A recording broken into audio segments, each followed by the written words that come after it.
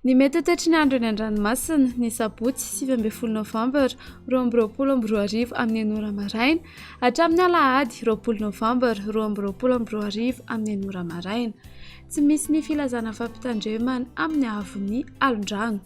Ho an'ny morontsiraka Atsinanana, Cap-d'Ambre hatrany Akapesta, andrahoana amin'ny sitokotoko. Ho avy Atsinanana na atsimo Atsinanana ny rivotra ka ho 7 hatramin'ny 9 km isan'ora, hahatratra 20 km isan'ora manakaiky ny Cap-d'Ambre. Adiny-panonjana Anonjabe ny ranomasina, avon'ny onja 8.7 hatramin'ny 1.3 metatra.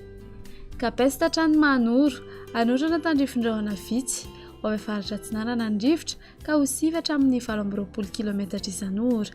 Adiny-panonjana Anonjabe ny ranomasina, avon'ny onja ho latsaky ny 1.2 metatra ny any avaratra Isoaneran'ny Vongo, hahatratra 1.5 metatra ny any Ankafa. Mahanoratra ny Taolaniaro, anorana tandrifindrahona amin'ny tsitokotoko.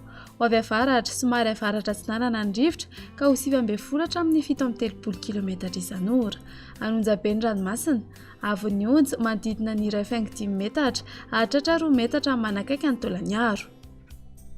Taolaniaro hatrany Cap-Sainte-Marie, andrahoana vitsy. Ho avy Atsinanana ny rivotra ka ho 7 hatramin'ny 20 km isan'ora.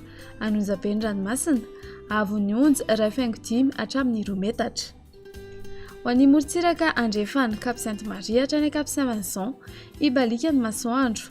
Ho avy Andrefana ny rivotra ka ho 9 hatramin'ny 20 km isan'ora.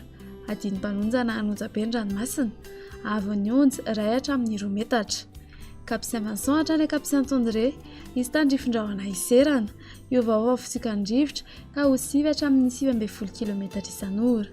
Adiny-panonjana ranomasina, avon'ny onja ho latsaky ny 2 metatra. Cap-Saint-André hatrany Analalava, anorana tandrifindrahona mety iray kotrika.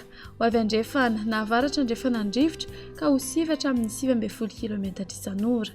Hodon'ny ranomasina, avon'ny onja ho latsaky ny 8.4 metatra. Analalava hatrany Cap-d'Ambre, anorana tandrifindrahona indraindray.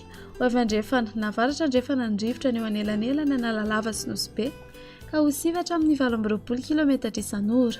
Ho avy Atsinanana na atsimo Atsinanana kosa ny any Ankafa ka ho 9 hatramin'ny 7.3 km isan'ora.